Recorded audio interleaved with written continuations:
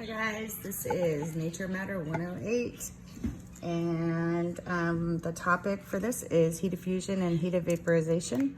Your homework is take notes, study, and ask questions in class. I have a couple of values up here that we're going to use here shortly, and that is the heat of vaporization of water is 40.65 kilojoules per mole, and the heat of fusion of water is 6.02 kilojoules per mole. So we want to start off with something that's observed in nature or observed in the lab, and that is that substances going through phase change do not change their temperature. So there's a temperature plateau at phase change. So a heating curve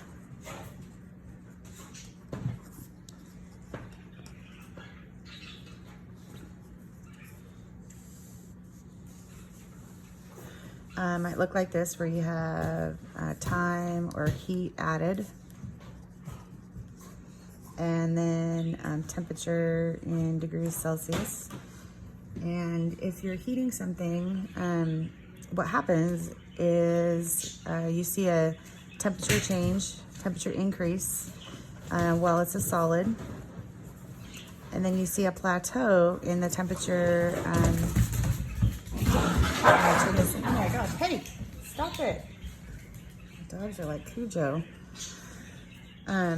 So what you see is the solid increases temperature, and then as it melts, there's a plateau in the temperature. So this is melting right here. And then you would see a temperature increase in the liquid. And then as it's boiling, you see a plateau. And then as a gas, the temperature continues to increase. So there's this very characteristic shape of a heating curve, where you look at temperature versus time. Stop it. Okay, and then a cooling curve, which is no less important, but is going to be smaller here, just because I'm running out of space. A cooling curve would look similar. So this is, again, time or heat taken out, and you would see temperature in degrees Celsius. Hang on just a minute, I'm gonna put my dog outside.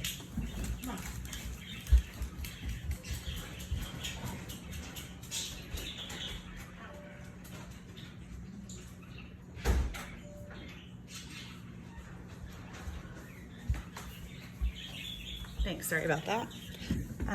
So what would happen with a cooling curve is you would see a decrease in temperature as a gas, and then you would see a plateau as it's going through condensing,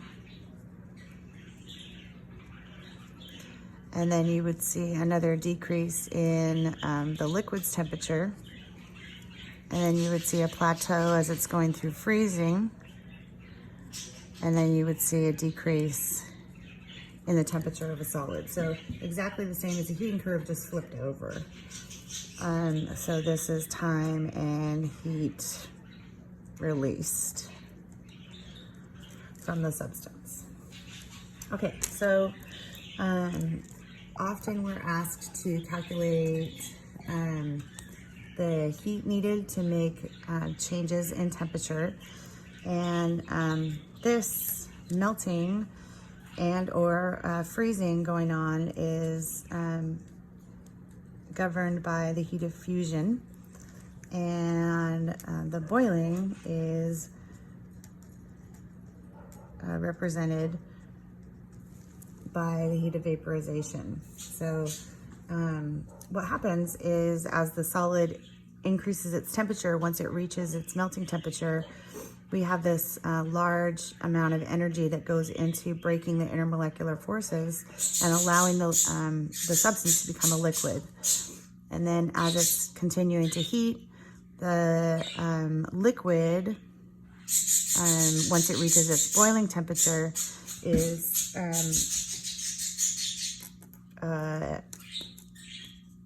absorbs heat of vaporization. And the heat of vaporization is just the heat needed to separate the molecules from a liquid to a gas. So let me give you definitions for that.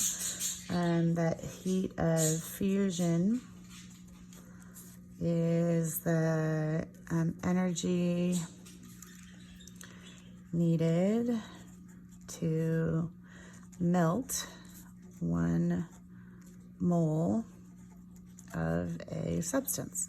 So to overcome those intermolecular forces that are keeping it together as a solid. And then heat of vaporization is the energy needed to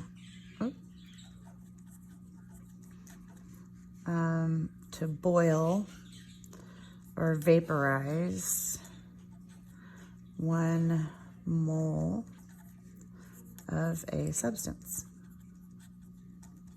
Okay, and these are measured for our purposes in kilojoules per mole.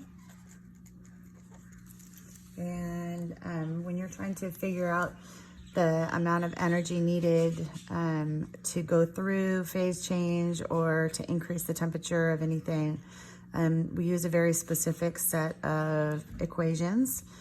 And for a solid, to change the temperature of it, you would use Q equals mc delta T. You do that for the same equation for a liquid and also for a gas.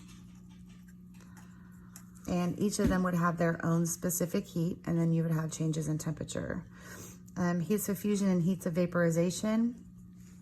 You take the heat of, so your Q is going to be equal to the heat of fusion times moles.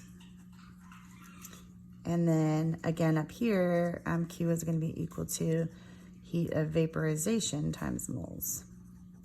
And you have to be careful because a lot of times these are given to you in kilojoules per mole, and these C's are given to you in joules per gram degree Celsius. So you have to get everything into the same units in order to add them up. And in part 2, we will do an example for a calculation for these. Okay, thanks.